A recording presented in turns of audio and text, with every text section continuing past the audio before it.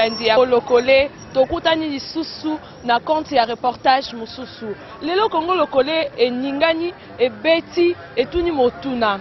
Est-ce que pasteur politicien akoki kosala mosala ya politique malamu, akoki kosala pe mosala na ye ya ki pasteur malamu? Est-ce que c'est possible de combiner les deux métiers, kozala pasteur, kozala politicien? Ba Congolais, ba Kinois, ba réagir na question ya congolokole.com. Est-ce que pasteur akoki kosangisa mosala na ye na politique? Ah, motonete pasteur akoki na été politique. Ok. Moto pasteur azapo na bato nyonso. Aza plus ou bien moins non. Hein? Ah. Il y a tellement de place moko. C'est pourquoi toujours le voir. Moto yo pasteur yo azali na politique. Ah, wana azali pasteur na mais na bakombo mais akoki kozala moto ya bato nyonso te.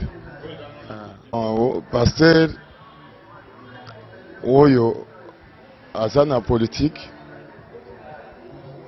wana aza na ye pasteur kaka puisque balobi po na pasteur mais oyo azali na politique te aza pasteur tout fait akoki kopesa côté ba président de la République, premier ministre, na bato nyonso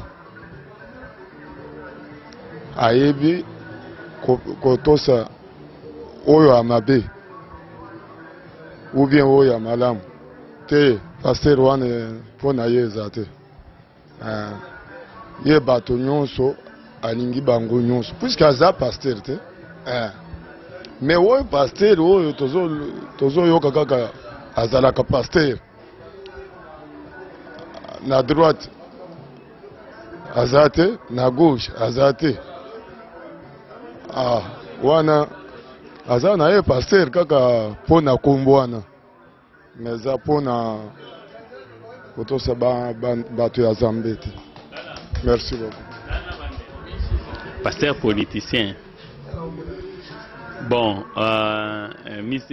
biloko mibale wana ezali lokola butu na moi eoki kokutana te, dans le sens que soki supposons que na pesa exemple moko soki naza pasteur na postulé nde babambaka bava wana nake kotala bavota nga voix moko esi nazala gentil na bandimi nasikila bango ke bino boyaka awa na oteya bino na alisa bino bile ya molimo me boke na bairne bovote ngai te.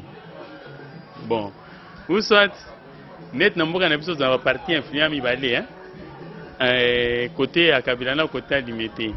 Bon, ce que se passer là ce côté ya pouvoir ya pouvoir.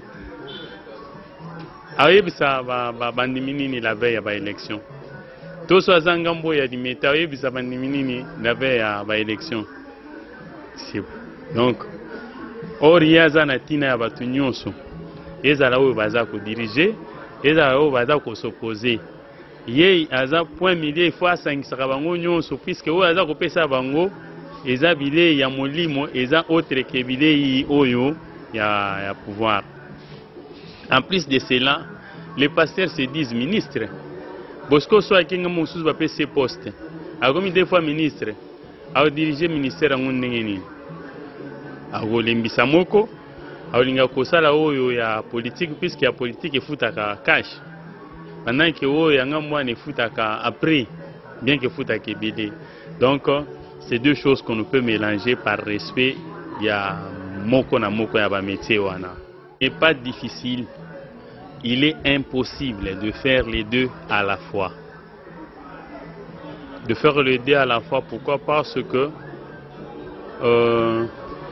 politique est dans l'exigence nango. Le métier de pasteur est tenu na morale.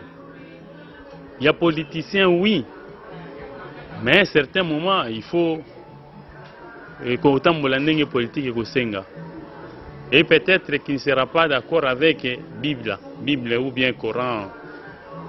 Mais de toutes les façons, s'il faut être honnête et sérieux, on ne peut pas mélanger les deux à la fois, puisque nanga moussou soit nos ministres. Tant que vous êtes un ministère, moussou c'est que vous avez un mouké, vous avez un mouké Zambi.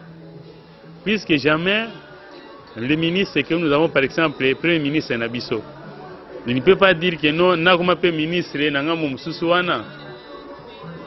Il se dira lui-même qu'il ne sera pas combiné. Mais comment nanga moussou a confié au wana? Donc, quelque part dans son cœur, il y a pouvoir, il y a politique, il y a alors, il n'a qu'à faire le choix. Tu abandonnes l'un pour faire l'autre. Moutinho Saza libre. Tu abandonnes Moussala et Ankolo, Osali il y a Kaïsala. Ou soit tu tiki à Kaïsala, Osali Nzambi. Je ne pense pas. Il y a deux mystères là à l'intérieur. Parce que Soza pasteur, au Koko, tu jamais politique. Parce qu'au fur et à mesure, ils évoluent dans le monde, au risque un jour parmi les corrompus. Donc c'est pas bien. Un pasteur doit rester à Kengela Berger et non faire la politique. Donc c'est deux choses différentes. Soit aux appelés pour le pastorat, soit aux appelés pour la politique. Le pasteur, Batiki évangile, continue la politique. Donc, pour le chemin, il est clair. Ceux qui souhaitent aux choses aux tièdes, parce que le monde doit les monde nous sont. Ceux qui ont jamais quoi adhérer dans le monde doit. Parce qu'en aucun jour on le bat vérité. Pendre na yemo pasteur à rose à politicien, pompé à rose à la politicienté. Comprendre. Bon, soit à politicien, vu que la tâche où nous allons la politique, pour la simer pena mamanza mais à moi passe. Donc, les appels qui ont été parce que la gamme, c'est bien. Ça y est, comprendre. Mais soit cerné dans l'église, il ne faut pas travailler. Avec conseil l'église, na privé, on est bien. Madame, ce n'est pas possible. Un pasteur est tenu à nourrir le peuple de Dieu, à s'occuper de l'église. Donc un pasteur, surtout à temps plein, n'est pas tenu à faire la politique. Nous allons encourager nos fidèles à aller faire la politique parce que nous sommes les chrétiens, lumière du monde. On doit apporter la lumière même au Parlement, dans toutes les institutions, mais pas un pasteur, parce qu'on n'y aura pas même pas ce temps-là. Il a le temps de nourrir le peuple de Dieu avec la parole de Dieu et de s'occuper de ses fidèles. Point. Voilà. Ce modèle, c'est un pasteur qui s'occupe d'abord de l'œuvre de Dieu, de celui qui l'a envoyé. Ça, ce sont des pasteurs qui ne sont pas appelés, les parvenus, les ramassis, ils se sont infiltrés. Un pasteur qui envie le poste d'un député, par exemple, ce n'est pas un pasteur. Quand est-ce qu'il ira à l'église préparer l'enseignement pour le peuple de Dieu? Et quand est-ce qu'il va s'occuper des malades et de tout ce cas de l'église? Quand un pasteur commence déjà à faire la politique, comprenez seulement que ce n'est pas un pasteur de Dieu. Il n'y a pas un grand pasteur. Le grand pasteur, c'est celui qui s'occupe de l'œuvre de Dieu. Tous ces gens élevés là, ce sont des gens à la recherche de l'élévation de ce monde. Or, nous ne sommes pas de ce monde. C'est ça. Et de Cuba, ce pasteur-là sera tenu à mentir. Si son parti politique a des agendas cachés, quelque chose de caché, il va aussi mentir. Il fera des déclarations. Il ne sera pas sincère avec son Dieu. Un pasteur, un vrai, il doit rester à l'église et s'occuper des brebis de Christ. Je signale que je suis de l'église catholique, mais je pense que je peux parler. Moi, j'estime que le pasteur qui sait que tel système politique est dans la fausseté, il ne peut pas s'engager. Mais si c'est que c'est un système politique qui est dans la vérité, dans la transparence, mais pourquoi pas? Parce que lui va apporter sa vérité. Et on n'a pas fait la vérité, moi je pense. S'il sait, mais en Afrique, il ne faut pas se faire d'illusions. Hein? Si c'est une dictature, si c'est un système qui n'est pas dans la vérité, j'ai dit au pasteur, n'y va pas.